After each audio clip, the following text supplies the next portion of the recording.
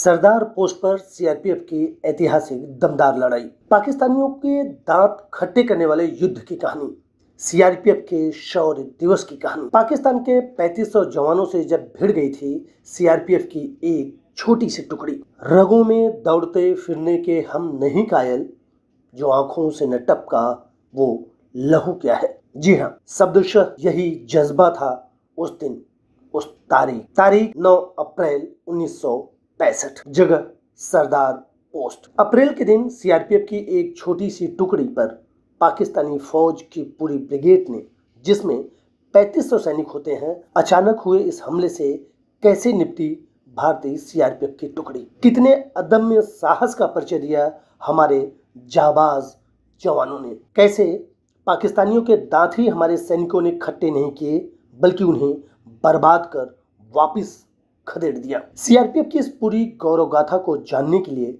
ये वीडियो अंत तक जरूर देखें। अगर हमारा ये विषय आपको पसंद आया तो चैनल को सब्सक्राइब जरूर करें। सबसे पहले आपको पाकिस्तान के बारे में एक मजेदार और सफेद झूठ के बारे में बताते चलते हैं। पाकिस्तानी पाठ्यक्रम में भारत और भारतीय सैनिकों को कमजोर और डरपोक पढ़ाया जाता है। आई ना जी, 4 जंग हमसे हारने वाले पाकिस्तानी फौज की खाट तो भारत की पैरामिलिट्री फोर्स ने ऐसी खड़ी की कि वो सरदार पोस्ट पर दोबारा नजर नहीं आए। वाकया 8 और 9 अप्रैल 1965 की रात का है। सरदार पोस्ट पर पाकिस्तान की 91वीं इन्फेंट्री के 3500 जवान अत्याधुनिक हथियारों से लैस ऑपरेशन डेजर्ट हॉक के तहत गुपचुप तरीके से भारतीय पोस्ट पर आक्रमण कर दिया। बताते हैं, हवलदार रणजीत सिंह मशीन गन के साथ पोस्ट के आउटर बैरिकेड पर तैनात थे। रणजीत सिंह ने 25 से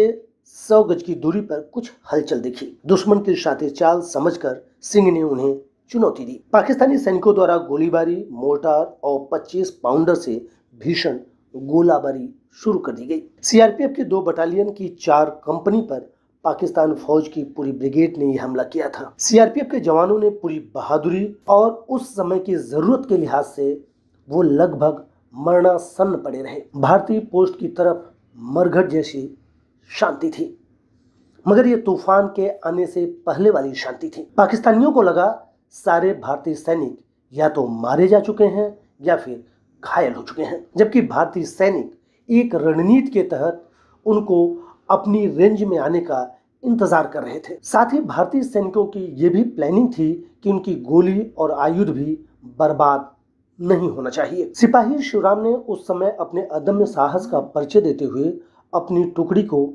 600 गज दूर से ही दुश्मन के तोपखाने, मोर्टार की जानकारी दे दी थी। सूबेदार बलबीर ने शत्रु के आउटर पोस्ट को नष्ट करने के लिए अपनी मोर्टार से फायर किया, लेकिन पाकिस्तानी फौजियों की संख्या और हथियार भारतीयों की तुलना में बहुत ज्यादा उन्नत और बहुत बड़ी संख्या में थे। बावजूद इसके सरदार पोस्ट पर पाकिस्तानी आग बरसा रहे थे और उस आग के बीच भारतीय सैनिक न सिर्फ अपनी रक्षा कर रहे थे, बल्कि सही समय, सही रेंज और सही ताक का इंतजार बड़ी शांति से कर रहे थे। कुछ ही देर में पाकिस्तानियों को यह यकीन हो चला था कि भारतीय पोस्ट पर अब शायद ही कोई जीवित बचा होगा। अब पाकिस्तानी धीरे धीरे भारतीय पोस्ट के एकदम नजदीक आ गए। तभी भारतीय पोस्ट की 3 मशीन गन से ताबड़तोड़ फायरिंग शुरू हो गई, जो पहले से ही उनका इंतजार कर रही थी। इस जानलेवा फायर ने दुश्मन को चित कर दिया।